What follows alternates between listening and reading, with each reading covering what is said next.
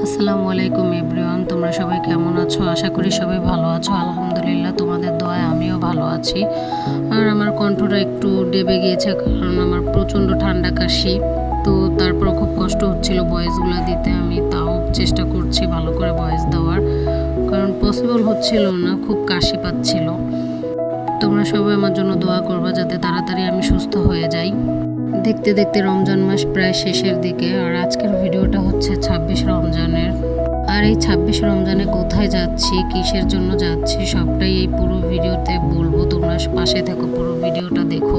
এখন আসি মূল কথায়। তোমরা দেখতেই পাচ্ছ যে আমরা বাসা থেকে বের হয়েছি, আর কোথায় যাচ্ছি সম্পূর্ণ ভিডিওতেই বলবো। তোমরা পাশে থেকো, ভিডিওটা ফুল দেখবে, স্ক্রিপ্ট না করে। আগের মতো আর বাবার বাড়িতে যাওয়া হয় না, কারণ এখন বাচ্চাটার জন্যই যাওয়া হয় না। সব কিছু স্যাক্রিফাইস আমি আমার বাচ্চাটার জন্যই করেছি।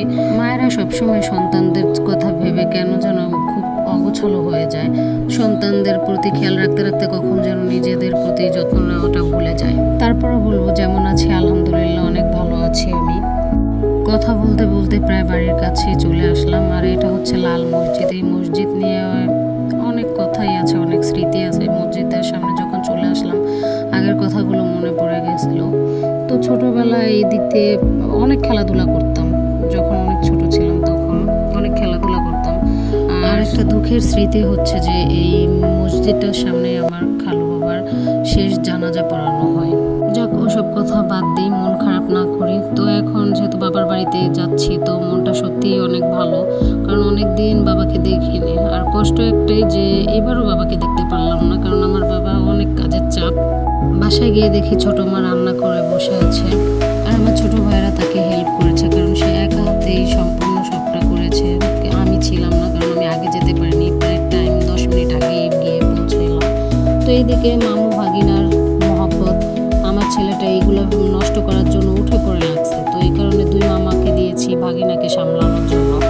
আর তারা খুব খুশি তাদের ভাগিনাকে এতদিন পরে তাদের কাছে পেয়েছে। আর আমার ছোটো ভাইটা তো অনেক খুশি, কারণ সে খুব ভালোবাসে আমার ছেলেকে। তো খাওয়া দাওয়া শেষ করে আমরা বাড়ির উদ্দেশ্যে রওনা দিলাম। আর আমার ভাই আমাদের এগিয়ে দিয়ে আসছিল।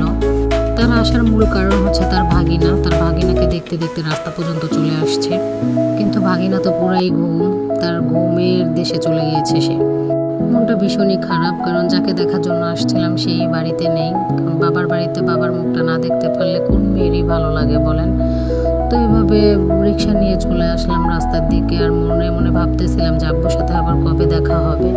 ইনশাল্লাহ ঈদের দিন দেখা হবে। তোমরা সবাই দোয়া করো আমার আব্বুর জন্য। আমার আব্বু অনেক অসুস্থ, তো এই অসুস্থ শরীরেও সে প্রচুর কাজের প্রেশারে আছে। সর্বোপরি একটা কথাই বলবো, যে এই কারণে গিয়েছিলাম, খাওয়া দাওয়াটা বড় কথা ছিল না, বাবার মুখটা দেখার কথাই বড়। কারণ বাবার মুখটা দেখতে পারিনি, মনটা খুবই খারাপ। অনেক ইচ্ছা ছিল বাবার সাথে কথা বলবো, অনেকদিন পরে যেহেতু যাচ্ছি। আব্বু চেষ্টা করেছিল আর কি আসার জন্য, কিন্তু পারেনি কাজের ব্যস্ততার কারণে। ইনশাল্লাহ আব্বুর সাথে ঈদের দিন দেখা হবে আল্লাহ যদি চায়। আর হ্যাঁ, তোমাদেরও ঈদের অগ্রিম দাওয়াত আমার বাড়িতে। সেই পর্যন্ত সবাই সুস্থ থাকো, ভালো থাকো।